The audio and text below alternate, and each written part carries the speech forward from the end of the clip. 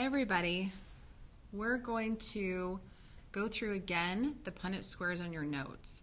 So feel free to watch this video as many times as you need until you get the hang of it. So the Punnett squares in your notes, we were using the earlobes example, the earlobes trait. And I gave you all possible combinations. So if you watch this video, if you have it in your notes, then you won't be able to tackle anything that I or anyone else will throw at you. So let's start with the first one, where mom has the genotype capital F, and dad has the genotype also capital F. So mom is homozygous dominant. We know she's homozygous because she has two of the same kind of allele or form of the gene, and we know it's dominant because we use a capital F in our genotype. So she is homozygous dominant. That means she has free hanging earlobes. So we're going to put mom's alleles across the top, and we're going to put dad's over here to the left. If you happen to do it the opposite, you're going to get the same results. Some teachers might want you to put the dad up at the top and the mom along the side, but for me, whatever I list first, put on the top. Whatever I list second, put on the left side. Only because if I need to help you, then we have the same answers. So now that you have your Punnett square set up, you use it like a multiplication chart where you take the column and the row and you put them together. So this capital F for mom will come down here, and this capital F from dad also lands here. So in this one, mom here, dad here. Now in this case, we have two capital letters, so whichever we write first, mom or dad, doesn't really matter. But if we did happen to have a lowercase letter showing the recessive gene, we would need to make sure to write that second. The capital letter always goes first, just like when you capitalize a word. For the lower one, we're going to take mom's allele, put it down here in this column, so hers goes in this column, dad's goes in the row, so F again, capital F, here's mom, and here's dad. So if we look at our Punnett square, each square represents 25%. So 25, two squares would be 50%, three squares would be 75%, and all of them would be 100%. So if we're looking at our results for our offspring, there is 100% chance that our offspring will have free hanging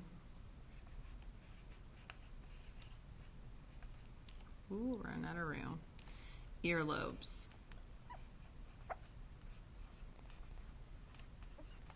Because all of our genotypes are just like the parents, which should make sense because that's all the parents had to give were dominant genes for the free hanging earlobes. There is 0% chance that an offspring of these two parents would have attached earlobes. So if I wanted to bet, and I only bet if it's a sure thing, I would bet every offspring is going to have free hanging earlobes because it's 100% chance. Okay, let's move to our next combination in our notes. And this one has a mom with two lowercase f, which shows us that they are recessive. Dad has the same thing. So in this case, we have homozygous because they have the same, homo means same, form of the gene. Because they're lowercase f's, we know that both copies are copies of the recessive gene, which means that mom has attached earlobes. That's her phenotype. Dad, the same thing.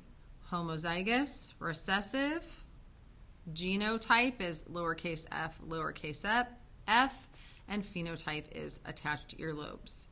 Let's put these into our Punnett square. So once again, mom goes on top. Dad goes to the left.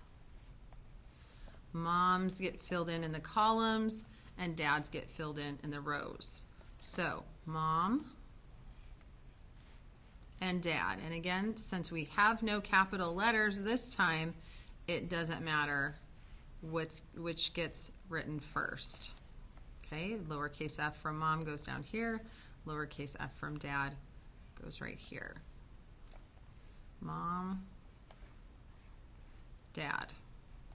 So once again, if I was a Tibetan woman, I would say that all of the offspring of these parents, 100% chance they're going to have attached earlobes. There is 0% chance that they will be free hanging. So 100% of this genotype, which means they have attached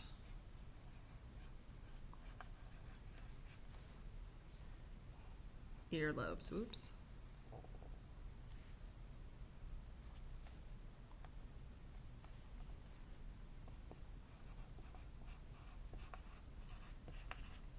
Oh my goodness. End of the day. Okay. Now those first two were kind of boring.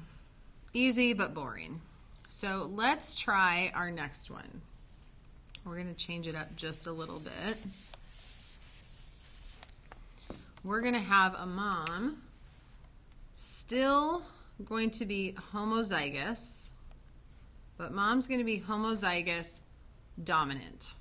So she's going to have free hanging earlobes as her phenotype.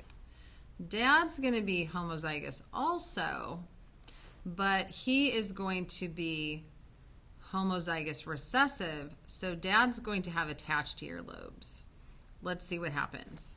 We're going to put mom at the top, both capital F's, because she's homozygous. Dad to the left, lowercase, because he's homozygous for recessive. F, capital F for mom goes here, and because we put capitals first, I'm going to write down her letter first. Dad, mom, and dad, mom, go down in this column, and dad, mom comes down here, and dad here. Okay, let's talk about our results. We once again have 100% of our offspring that have free hanging, oh, I did better fitting it in this time, earlobes, because 100% have the genotype capital F, lowercase f. The resulting phenotype would be free hanging earlobes because remember, capital F is the dominant trait, which is free hanging earlobes. And because all of our offspring have the genotype capital F, lowercase f, that means that this dominant gene is going to overpower the recessive gene, and so we're going to see free hanging earlobes. So even though this doesn't seem as exciting because we still have 100% of one phenotype, this gets a little bit more interesting because what we have here is something called a carrier. So all of these offspring are going to have free hanging earlobes, but they carry the gene, this recessive gene, for attached. So our next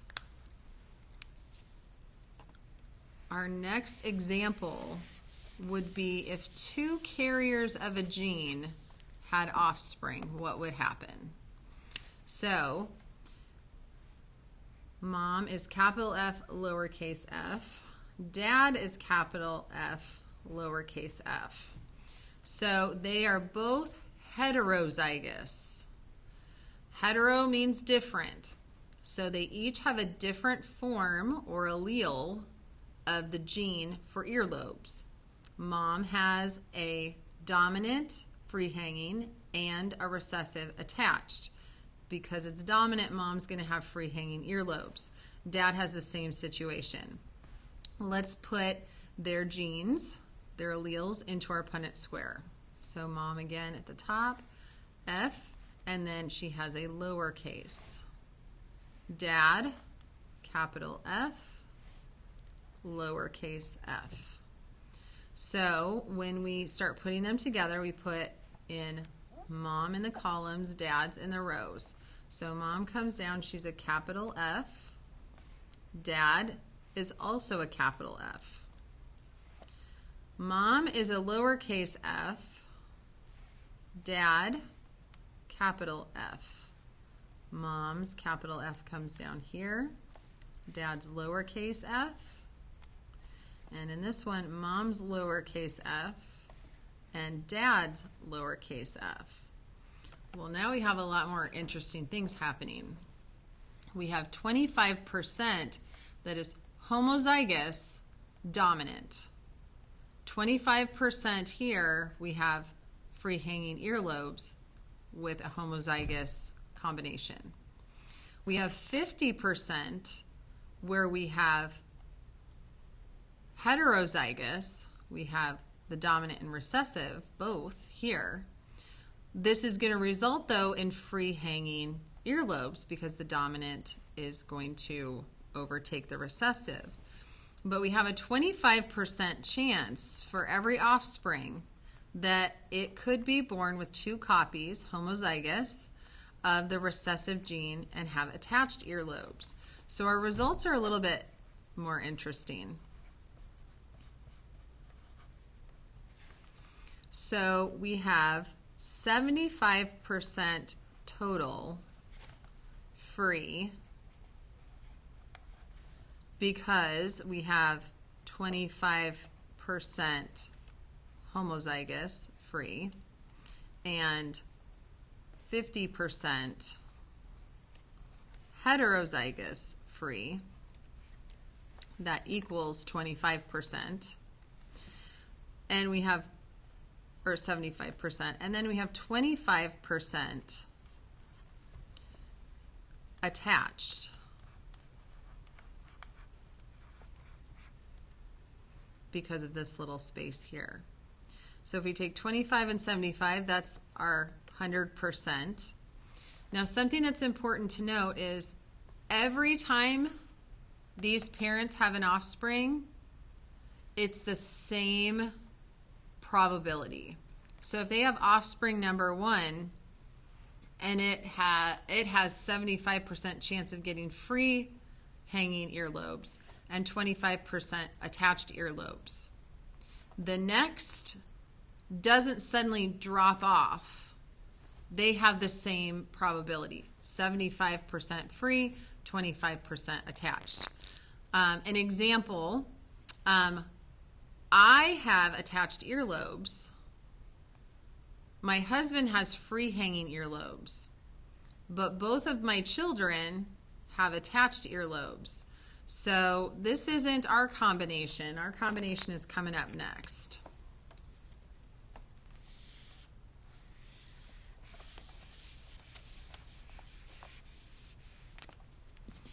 All right, so our next combination would be, mom and dad are switched here, but mom, let's say, is heterozygous for free hanging earlobes. She's got the dominant for free hanging, the recessive, the dominant overtakes, but she's a carrier for the attached. Dad is homozygous for the recessive, and he is attached. So this would be the case for my children because I have attached, my husband doesn't. So let's see what happens there. So in this case, it's the mom with the free earlobes, and the dad has attached. We'd set it up like that. So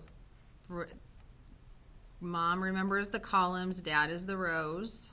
Mom is capital F, dad is lowercase f. Mom is to the office, Evan Graver. A little bit of an announcement there. Lowercase f from mom, lowercase f from dad. Capital F from mom comes down here, lowercase from dad. Lowercase from mom, lowercase from dad. All right, results. We have 50-50. We have 50% this heterozygous alleles, which would result in free hanging earlobes. But we also have 50%, because it's in two boxes, of homozygous for the recessive, which is attached. So that means every time my husband and I had an offspring, there was a 50% chance they would get attached or free hanging earlobes. It just turns out, even though I have two kids, it's not like after my first one had attached earlobes that my next one for sure would have free, because it's 50-50. It's a 50-50 chance every time. Hopefully that makes sense. All right, we have one more possibility in our notes. Still talking about earlobes. And that's a mom that is homozygous.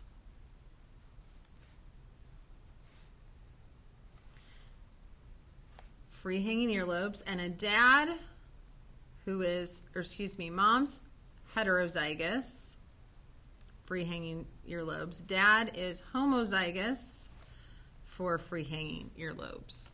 So what happens with this combination? Put mom at the top, dad on the side. Okay, mom and dad, mom and dad, mom and dad,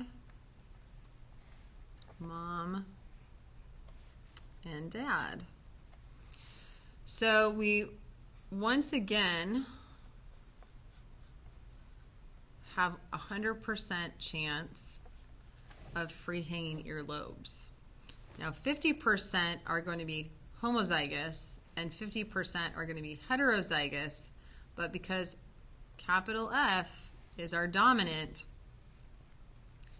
even if they are homozygous, they're still going to be free hanging earlobes. So in class, when I asked who had free hanging earlobes and who had attached, I had at most 2 people in a classroom with attached earlobes, and now we can see why. The chances of getting attached earlobes is pretty small. We'd have to have just the right conditions. Most of the time we ended up with mostly free hanging earlobes. So in that way, that's how we found out in the beginning with Gregor Mendel that what traits were dominant and which were recessive. I do encourage you, if you are practicing with this video, to pause and try each by yourself and then see if you did it right. And then you can check with my answers.